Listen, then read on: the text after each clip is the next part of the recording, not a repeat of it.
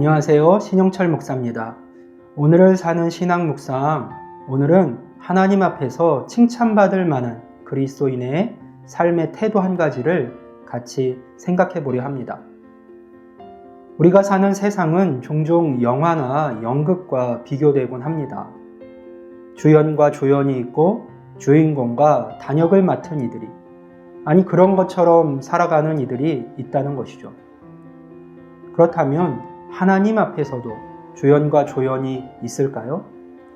하나님도 믿는 자들 속에서 주인공을 선별하시고 나머지는 크게 의미 없는 단역으로 인생을 살게 하시는 것일까요? 하나님께서는 사무엘에게 이런 말씀을 하셨습니다. 여호와께서 사무엘에게 이르시되 그의 용모와 키를 보지 말라. 내가 이미 그를 버렸노라. 내가 보는 것은 사람과 같지 아니하니 사람은 외모를 보거니와 나 여호와는 중심을 보느니라 하시더라. 아멘. 이 말씀에서 우리가 알 수 있는 분명한 사실 하나는 하나님께서 보시는 것이 우리가 중요하게 여기는 것과는 사뭇 다르다는 것입니다. 배우에 대해 말하는 정철 카피라이터의 글을 읽었습니다. 배우에는 두 종류가 있다. 인류라는 이름의 배우와 삼류라는 이름의 배우. 인류는 카메라가 돌기 전에 최선을 다해 준비한다. 그리고 카메라가 움직이기 시작하면 영화의 흐름에 몸을 맡긴다. 몸이 시키는 대로 움직인다. 그러나 삼류는 카메라에 불이 켜지면 그때부터 최선을 다하려 한다. 모든 억지와 과장과 무리는 최선을 다해 준비하지 않고 최선의 결과를 얻으려는 데 있다. 당신은 인생이란 제목의 영화에서 어떤 배우인가? 이 글에서 그는 주연과 조연의 차이에 대해 이야기하고 있지 않았습니다. 그는 단지 배우의 태도에 관해 이야기를 하고 있었습니다.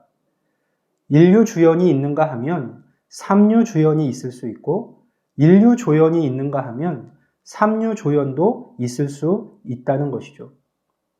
인류와 삼류를 구분짓는 기준은 맡은 배역이 아니라 맡은 그 역할을 대하는 배우의 태도에 있었습니다.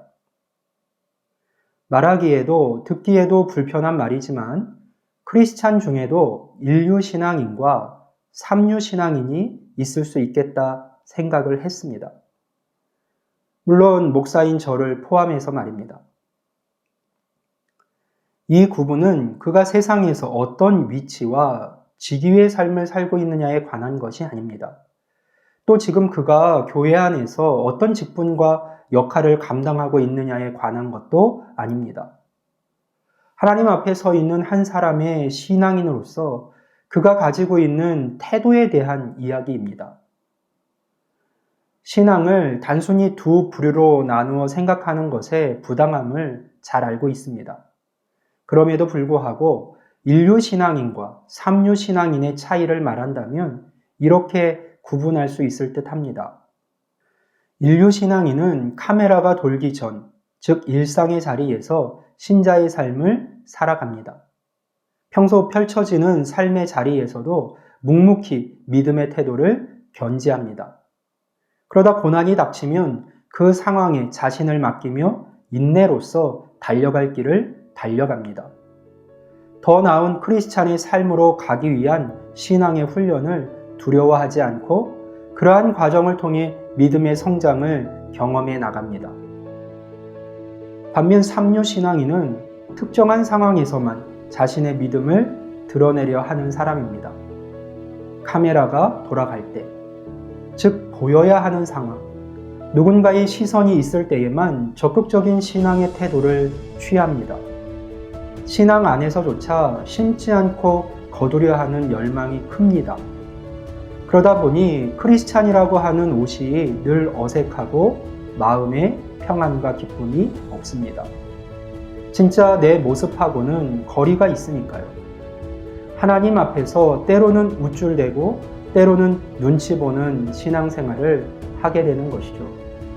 주연이냐 조연이냐에 상관없이 인류라는 수식어는 자신의 배역에 최선을 다하는 배우에게 붙게 됩니다.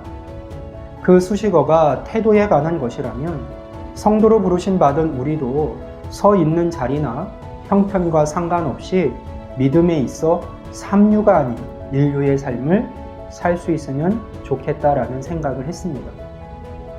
중심을 보시는 하나님께서는 분명 그런 이들의 삶을 기뻐하실 것이고 그런 자들이야말로 믿음의 주인공들이라 인정해 주실 것이기 때문입니다.